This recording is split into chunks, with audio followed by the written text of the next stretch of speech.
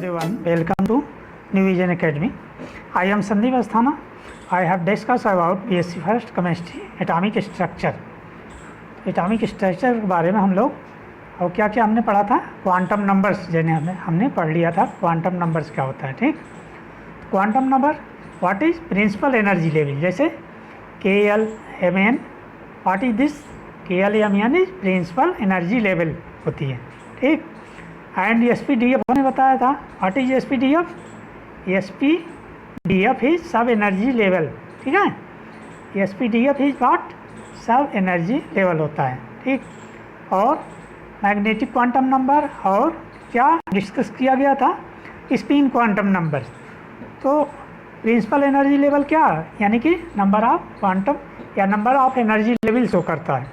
जो principal quantum number है, principal quantum number हमारा क्या शो करता है, मेन एनर्जी लेवल।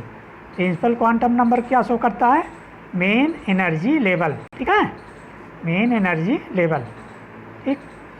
और जो एजीम्यूथल क्वांटम नंबर होता है, एजीम्यूथल क्वांटम नंबर को कैसे हम रिप्रेजेंट करते हैं, स्मॉल एल से, ठीक।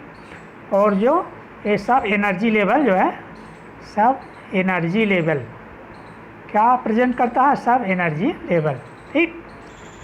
तो इसमें क्या होता है स्मॉल एल से, SPDF,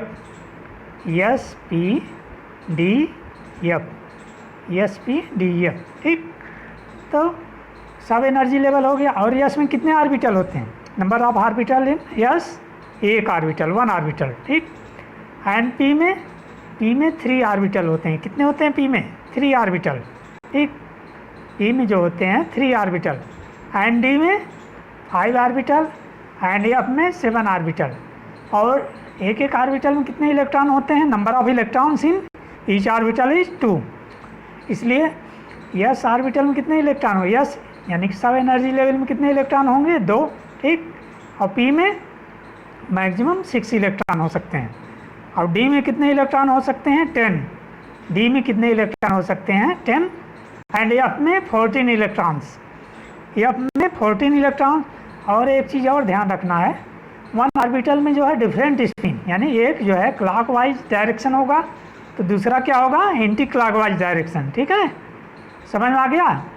एक क्लॉकवाइज डायरेक्शन होगा तो एक क्या होगा, एंटी क्लॉकवाइज डायरेक्शन। अब एनोड रेज, अब हम आगे देखते हैं एनोड रेज के बारे में प्रॉपर्टी, ठीक है। एनोड रेज क्या होती है, एनोड रेज यानी पॉजिटिव, इन पर क्या चार्ज होता है, पॉजिटिव।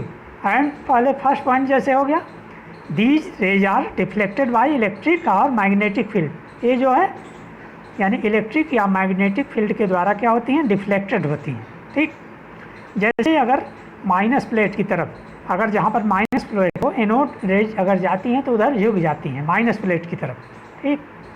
और क्या होता है, the direction of their direction should be in positively charge particle, the means of particle constitute positive rays is equal to the mass of atoms from which they are produce, जिससे वो produce होती हैं उनके बराबर उनका मास होता है, ठीक। And the nature of this particles varies with the gas used in the discharge tube, यानी डिस्चार्ज ट्यूब में जो गैस यानी कि ली गई है उसके नेचर पर इसका यानी डिपेंड करता है, इनका नेचर जो है स्वभाव, ठीक। पॉजिटिव रेज ऑल्सो अफेक्ट है फोटोग्राफिक प्लेट, ये फोटोग्राफिक प्लेट को क्या करती हैं, इफेक्टेड करती हैं। And now we see Thomson's model, हम देखते हैं रदरफोर्ड ने एक प्रैक्टिकल किया था, जैसे आपने जानते हैं रदरफोर्ड ने कैसे प्रैक्टिकल किया था, जैसे इस तरह से एक ले लिया, इसके बाद यहाँ पे क्या लिया, एक पोलोनियम जैसे एक पार्टिकल ले लिया गया पोलोनियम, ठीक। यहाँ से जो है अल्फा किरणें जो है निकलती हैं, और यहाँ पे क्या है, यहाँ पे जो है लेड की एक प्लेट लगा दिया जिसमें होल कर दिया, लेड की प्लेट, ठीक। और इसके बाद क्या किया, थिन फॉयल, यानी थिन फॉयल का मतलब क्या होता है, एक छोटी पतली चादर यानी कि ले ली सीट की। तो उसके बाद और मूवेबल जिंक सल्फाइड स्क्रीन, और यहाँ पे क्या लगा दिया गया, zinc sulphide screen.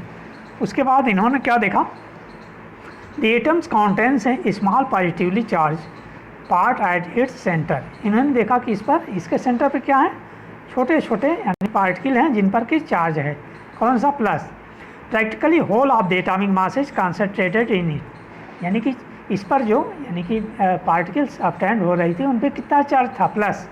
Plus charge किस पे होता है, प्रोटॉन पे होता है, ठीक। तो ए नॉट रेज क्या होती हैं, प्रोटॉन। ये इनको एक तरह से प्रोटॉन ही कहा जा सकता है। क्या कहा जा सकता है इन्हें, प्रोटॉन्स। एंड एक चीज़ और ध्यान दीजिए, क्या है, the repulsive of potential energy. Repulsive क्या होता है, रिपल्सिव फोर्स यानी एक क्या होता है, अट्रैक्शन एंड रिपल्सन। रिपल्सन से क्या बना है, रिपल्सिव पोटेंशियल एनर्जी। यानी कि दोनों रिपल्सिव अगर पोटेंशियल एनर्जी हो तो कितना होता है, 2z² अपॉन d0। जहाँ पर z क्या है, z क्या है, नंबर ऑफ पार्टिकल्स z होता है, ठीक। टोटल नंबर ऑफ प्रोटॉन्स यानी कि जितने प्रोटॉन्स होंगे वो। और ई क्या होता है, इलेक्ट्रॉनिक चार्ज। तो इलेक्ट्रॉनिक चार्ज कितना होता है प्रोटॉन पर, इलेक्ट्रॉनिक चार्ज होता है प्लस 1.6 इंटू 10⁻⁻19 कूलम। कितना होता है, प्लस 1.6 इंटू 10⁻⁻19 कूलम होता है, ठीक। कूलम को हम चीज रिप्रेजेंट करते हैं, ठीक। It's clear. तो रिपल्सिव पोटेंशियल एनर्जी क्या है, equal to 2z² upon d0, ठीक। 2z² upon d0। और यही क्या होता है, यही क्या होता है, काइनेटिक एनर्जी। काइनेटिक एनर्जी का फार्मूला मालूम है आप लोगों को, हाफ mv² होता है। क्या होता है, हाफ mv², ठीक, हाफ mv²। तो यहाँ से हम d0 कैलकुलेट कर सकते हैं। आप लोग जो है नोट करते जाइए अगर समझ में नहीं आ रहा, क्योंकि एग्ज़ाम करीब है, समझिए एक तरह से रिवीजन क्लास आपका लोगों का है। d0 इक्वल टू क्या है, 4z² upon mv², 4z² upon mv², ठीक। m क्या है, मॉस ऑफ प्रोटॉन हो गया, d0 डिस्प्लेसमेंट हो गया, 4z²। z क्या है, z जो है नंबर ऑफ पार्टिकल्स। और ये इलेक्ट्रॉनिक चार्ज यानी कि जितना चार्ज होता है चाहे प्रोटॉन पे हो या इलेक्ट्रॉन पे। v क्या है, वेलोसिटी, ठीक है। v यानी कि वेलोसिटी होती है। इस तरह से हम d का वैल्यू जो है कैलकुलेट करेंगे, d की वैल्यू इस तरह से हम कैलकुलेट करेंगे, ठीक। अब न्यूट्रॉन पे कौन सा चार्ज होता है, न्यूट्रॉन पे कौन सा चार्ज होता है, न्यूट्रॉन है नो चार्ज, ये न्यूट्रल होता है, ठीक। तो न्यूट्रॉन कैसे ऑब्टेंड होता है, जैसे देखिए, जैसे हीलियम एल्फा का क्या होता है फार्मूला, 2He4, ठीक है। 2He4 ये एल्फा पार्टिकल होती है। और इस पर जब बेरिलियम पर जैसे एल्फा कणों की बौछार की जाती है, ठीक। तो बेरिलियम क्या होता है, 4 एटॉमिक नंबर एंड 9 जो होता है एटॉमिक मास होता है। तो क्या हमें मिलता है, हमें 6c12 एंड प्लस 0n1 यानी एक न्यूट्रॉन पार्टिकल, ठीक। यानी हीलियम पर जब हीलियम जो है बेरिलियम कण पर जो है बौछार किया जाता है एल्फा कणों की, तो क्या बनता है, 6c14 कार्बन 14 एंड एक न्यूट्रॉन पार्टिकल्स, ठीक। अंडरस्टैंड। अदर्स फंडामेंटल पार्टिकल्स क्या होते हैं, बेरियंस। एक होता है baryons which are heavy particles. क्या होता है, बेरियंस। जैसे नाम हम लिख दे रहे हैं, इसके बाद इसका डिस्क्रिप्शन हम कर रहे हैं, ठीक। क्या होता है, बेरियंस। तो बेरियंस क्या होता है, baryons which are heavy particles and include the proton and neutron. Baryon क्या होता है, हैवी पार्टिकल्स होता है जिसमें कि प्रोटॉन और न्यूट्रॉन जो है इंक्लूड होते हैं। एंड सेकंड पार्टिकल क्या है आपका, ये फर्स्ट हो गया, सेकंड होता है मेसान। सेकंड क्या होता है, मेसान। सेकंड होता है आपका Mason. And third particle leptons. And third particle क्या होता है, third particle is lepton.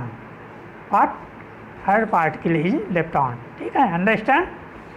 The lepton which comprise of electrons, when comprise of electron new particles and the neutrino. इसमें तीन चीज़ें होती हैं लेप्टॉन्स में, क्या क्या होते हैं, electrons, mu particles and the neutrino, ठीक। अब जो है पॉजिट्रॉन कैसे फॉर्म होता है, how we form positrons, how we form positrons. आप लोग नोट करते जाइए, ये रिवीजन जैसे हो रहा है। आप लोगों का एग्ज़ाम करीब है, सेंट्रल यूनिवर्सिटी में जैसे एग्ज़ाम होगा, नहीं तो फिर आगे के लिए भी आप जो है तैयार रहेंगे। बोरान पर जब एल्फा कणों की बौछार की जाती है। When bombardment of alpha particle at the boron then what, तो क्या होता है, यानी कि न्यूट्रॉन पार्टिकल्स ऑब्टेन होता है। क्या होता है, न्यूट्रॉन पार्टिकल्स एंड न्यूट्रॉन का क्या मिलता है, आइसोबार्स, नाइट्रोजन का जो है आइसोबार्स। आइसोटॉप्स एंड आइसोवर्स के बारे में आप लोग जानते होंगे। आइसोटॉप्स का ये होता है when isotopes are those element which has their atomic number are same and different atomic weight. और आइसोबार्स क्या होता है, आइसोबार्स यानी कि आइसोबार्स में क्या होते हैं, आइसोबार्स में उसे उनके एटॉमिक नंबर जो है यानी क्या होते हैं, एटॉमिक नंबर डिफरेंट होते हैं और एटॉमिक वेट जो है सेम होते हैं। ठीक, तो ये क्या है, आइसोटोप्स है नाइट्रोजन का, क्या है, आइसोटोप्स। ठीक, तो इस तरह से जैसे ये क्लियर हो गया आपका। अब हम चलते हैं next particles, anti neutrino. Anti neutrino क्या होता है, प्रोटॉन प्लस एंटी प्रोटॉन मिलकर न्यूट्रॉन प्लस एंटी न्यूट्रिनो बनाते हैं। प्रोटॉन प्लस एंटी प्रोटॉन मिलकर क्या बनाते हैं, न्यूट्रॉन प्लस एंटी न्यूट्रिनो। जैसे और मेसान पार्टिकल की इन्वेंशन किसने किया था, हिडेकी युकावा, एक साइंटिस्ट है Japanese physicist who invented the mesons. ठीक, हिडेकी युकावा ए जापानी साइंटिस्ट हु डिस्कवर्ड मेसॉन्स। ठीक, तो ये सारी चीज़ें हैं आप जो है, और इस तरह से जो है, और इलेक्ट्रॉन पर कितना चार्ज होता है, इलेक्ट्रॉन पर -1.6 इंटू 10⁻⁻19 कूलम होता है। ठीक, और composition of nucleus, composition of nucleus अगर पूछा जाए तो न्यूक्लियस में क्या क्या होते हैं, proton and neutrons and number of neutrons equal to A-Z। ये क्या होता है, number of neutrons equal to A-Z। ये क्या होता है, एटॉमिक नंबर, एटॉमिक वेट होता है और एटॉमिक मास यानी, और जेड क्या होता है, जेड जो है नंबर ऑफ यानी कि नंबर ऑफ क्या होता है, इलेक्ट्रॉन, नंबर ऑफ इलेक्ट्रॉन होता है। ठीक, न्यूक्लियर मॉडल और सेल मॉडल, जैसे स्ट्रक्चर ऑफ न्यूक्लियस दो मॉडल के जो द्वारा जो है डिस्क्राइब होता है, जैसे डिस्क्रिप्शन होता है इसका। न्यूक्लियर मॉडल के द्वारा क्या है कि nucleons together and composition of the nucleus, यानी न्यूक्लियस में क्या होता है, प्रोटॉन एंड न्यूट्रॉन या इलेक्ट्रॉन चारों तरफ उसके जो है चक्कर लगाता है। ये क्या हो गया, न्यूक्लियर मॉडल। ये क्या हो गया, nuclear model. And shell model क्या होता है, according to this model the nucleus are arranged in just like the electron surrounding the nucleus.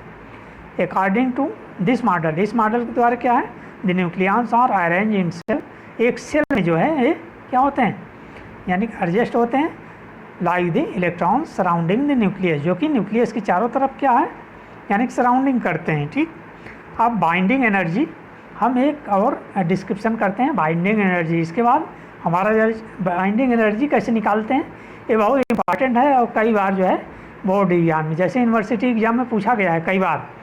तो कैसे निकालेंगे हम बाइंडिंग एनर्जी, बाइंडिंग एनर्जी पहले डिफिनीशन आप लिख लीजिए। बाइंडिंग एनर्जी क्या होता है, द एनर्जी रिलीज, जैसे हम लिखा यहाँ पे लिख रहे हैं और आप लोग, द एनर्जी क्या होता है, the energy ENERGY, the energy released, the energy released RELEASED, the energy क्या है, release. The energy released when, the energy released when nucleons come together, when nucleons come together, comes together to form the nucleons, from infinite separation। ठीक है, यही होता है binding energy. ठीक, तो binding energy लिखेंगे, डिफिनीशन में क्या लिखेंगे, the energy release when nucleons come together to form the nucleus from infinite separation. ठीक, अब कैसे करेंगे, तो मास डिफेक्ट, पहले इसके लिए हम क्या निकालेंगे, मास डिफेक्ट। मास डिफेक्ट कैसे निकालते हैं, मास ऑफ टू न्यूट्रॉन्स। ठीक है, पहले क्या लिखेंगे, mass of two neutrons mass of 2 neutrons, हम यहाँ नियन लिख दे रहे हैं, ठीक है। क्या हो जाएगा, एटॉमिक मास यूनिट में हम कैलकुलेट करते हैं, तो 2 इंटू क्या हो जाएगा 1.00898, ठीक है, 1.98 ये हो जाएगा। और मास ऑफ 2 न्यूट्रॉन्स हो गया, मास ऑफ 2 प्रोटॉन्स क्या लिखेंगे, मास ऑफ, इसको पूरा आप लिख लीजिएगा, मास ऑफ 2 प्रोटॉन्स हम शॉर्ट में लिख दे रहे हैं, ठीक है। तो क्या होगा 2 इंटू 1.813, ठीक है। ये क्या हो गया, इसका हो गया 2.1626 AMU होता है, क्या होता है सामने एटॉमिक मास यूनिट। तो sum of the mass equal to क्या हो गया, सम ऑफ द मास यानी mass of 2 neutrons and 2 proton जिसमें हो। तो क्या हो जाएगा, दोनों का हम जब सम करेंगे न्यूट्रॉन और प्रोटॉन का, तो 4.0 एंड 3422 AMU आप लिखते जाएंगे, ठीक है, atomic mass unit, AMU atomic mass unit, ठीक। ये हो गया। अब इसको हम कन्वर्ट करेंगे किसमें, मास डिफेक्ट, ये इसी को हम कहते हैं मास डिफेक्ट। अब बाइंडिंग एनर्जी हम कैसे निकालेंगे, बाइंडिंग एनर्जी निकालने के लिए इक्वल टू क्या होता है, Einstein equation equal to delta M C square. Delta M क्या हो गया, डेल्टा एम की वैल्यू कितनी हो गई, जैसे ओ 1 AMU में कितना होगा, 1 AMU का हम बता रहे हैं, इसके बाद और आप निकालेंगे। 1 AMU का होता है 1.658, ठीक, 658, ठीक, 1.658 इंटू 10⁻⁻24 ग्राम, 10⁻⁻24 ग्राम, ठीक। ये हो गया 1 AMU। और इसमें कितना होता है जब कैलकुलेशन करेंगे, यानी 1 ग्राम में होता है, क्या है, यम जो है ग्राम में दिया गया है 1.658 इंटू 10⁻⁻24 ग्राम, इंटू सी की वैल्यू क्या आती है, velocity of light 3 into 10⁻10 metre per second square, metre per second में लिखेंगे। तो क्या हो जाएगा 8228.2 मिलियन इलेक्ट्रॉन वोल्ट, क्या होता है, मिलियन इलेक्ट्रॉन वोल्ट। तो एनर्जी की यूनिट क्या होती है, मिलियन इलेक्ट्रॉन वोल्ट, ठीक है। और थैंक्स फॉर वाचिंग, लाइक करिए, सब्सक्राइब करिए, और इसके बाद हम नेक्स्ट वीडियो में मिलते हैं।